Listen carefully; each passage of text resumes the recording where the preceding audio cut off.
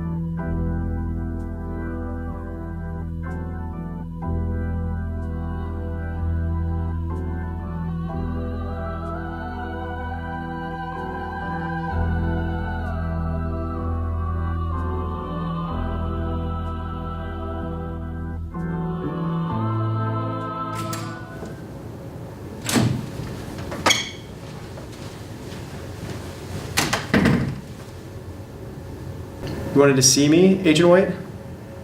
Yeah, take a seat.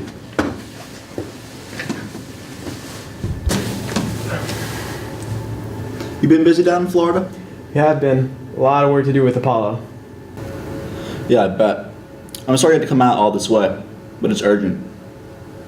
How urgent? Bigger than Apollo. Well, unless you have a way to get to the moon, I doubt it. Dr. Schaefer, I hear you're one of the best that NASA has in the Apollo program. One of them. So how long do you think it'll be before we can put an American on the moon? If everything stays according to plan, within a decade. You see, that's what some of us here are worried about. NASA's been making significant progress towards the first moon landing. Well, it turns out the Soviets have too. And their progress is much more substantial than we thought. Why do you want me here? March 1967. The Reds are about to be the first ones to orbit the moon. Saab was able to infiltrate Baikonur, buy us some time. If they hadn't, the Soviets would be on their way to the moon already.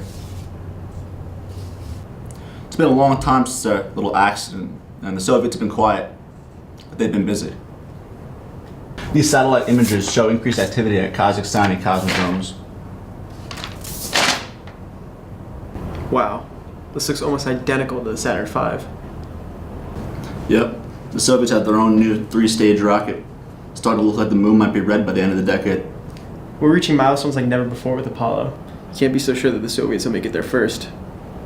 We aren't sure, but this is not a risk the United States can afford to take. What's your plan then? If it's not Apollo, then what? Mr. Schaefer, I'd like you to meet Stanley Kubrick.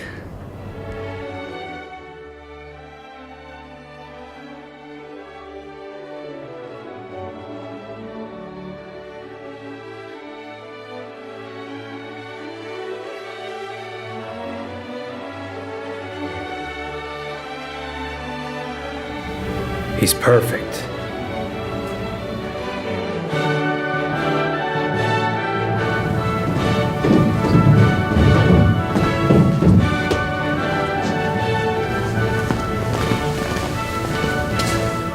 Not now. I'm busy. What? Oh, it's you.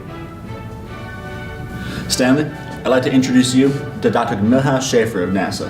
NASA. Right. Mr. Kubrick, it's a pleasure to meet you.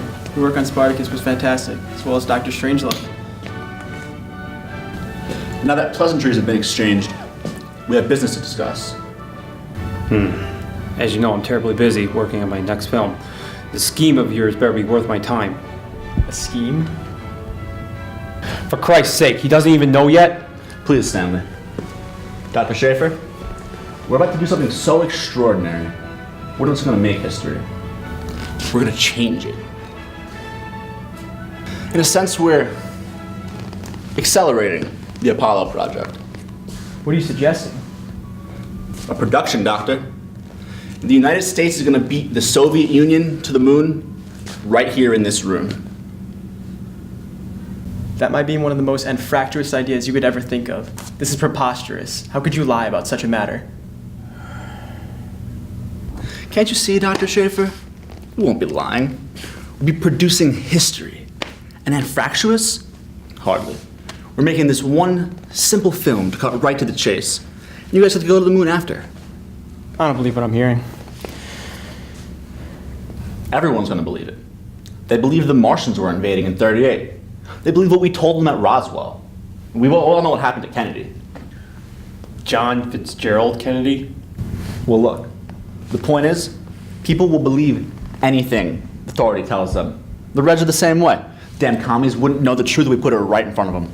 No, I'll have no part in this. What you're describing is not only unethical, it's un-American. I agree, Doctor. But this is bigger than any one of us. And I can assure you that the CIA is a very convincing agency. Well, I take my work very seriously. What about the first 10 Apollo missions? Project Gemini, the Mercury mission? For what? You won't have my involvement or NASA's in this. NASA has been involved. Then why do you need me? I don't need you, Dr. Schaefer. I want you. I want the best men for this project.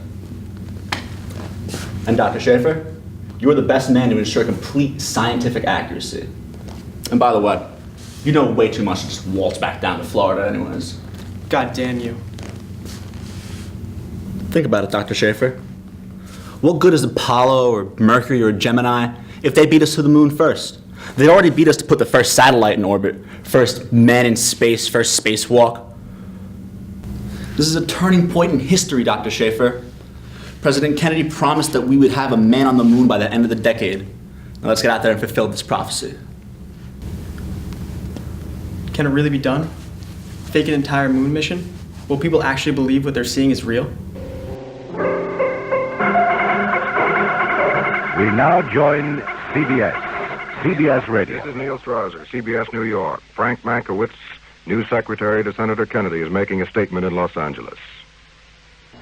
Senator Robert Francis Kennedy died at 1:44 a.m. today, June 6, 1968. With Senator Kennedy, at the time of his death, were his wife, Ethel, his sisters, Mrs. Stephen Smith, Mrs. Patricia Lawford, brother-in-law, Mr. Stephen Smith, his sister-in-law, Mrs. John F. Kennedy. He was 42 years old. Turning point, gentlemen. History was just written.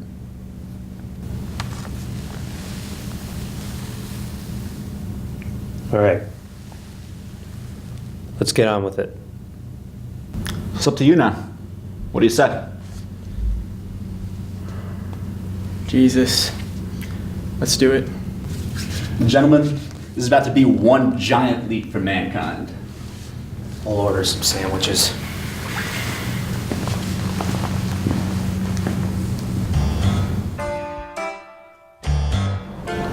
Good call on the liverwurst, Stanley. Yes, they make a fine sandwich at Viola's.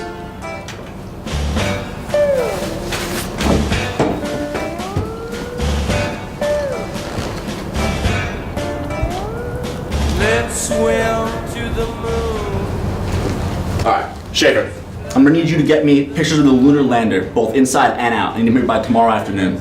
All right. And Stanley, how's the script? It's finished. And the set? Not quite. I'm probably going to need another artist or two. Another artist or two? Mr. White, I understood that you wanted to ensure complete accuracy. Yeah, but I don't want the whole goddamn Producers Guild to know what's happening. Alright, Stanley, you know the potential repercussions. Just do what you need to do, but make it quick. We need this done by July. Next month? Next year. Gotta make Nixon look good. Wouldn't you want to wait till after the election? Why would we?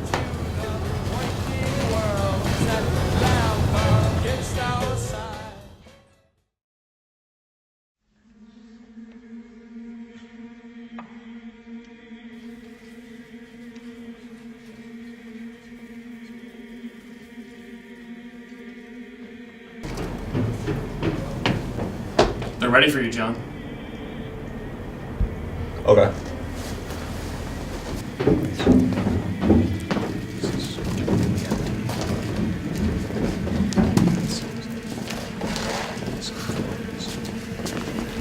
Stanley, do you want to use the 80 or the 50 millimeter? Set up to 50.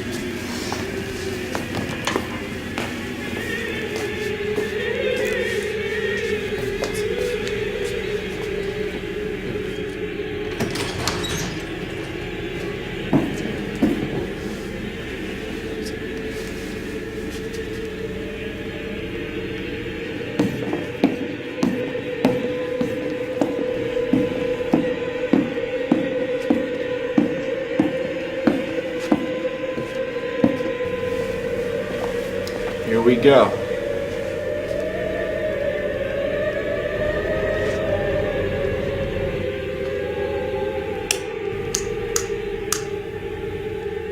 Quiet on the set. Sound. Check. Camera rolling. Scene 1A, take 1, cut.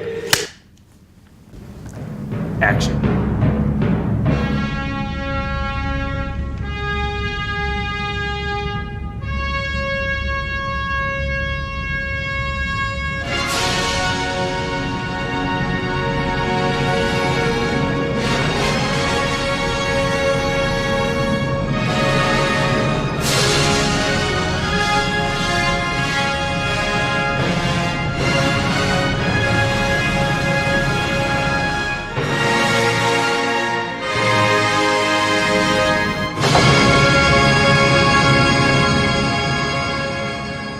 Okay, Neil, we can see you coming down the ladder now.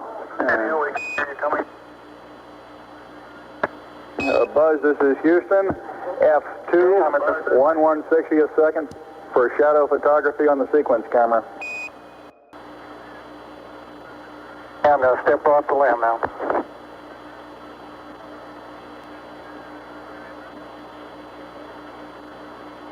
That's one small step for man. One giant leap for mankind.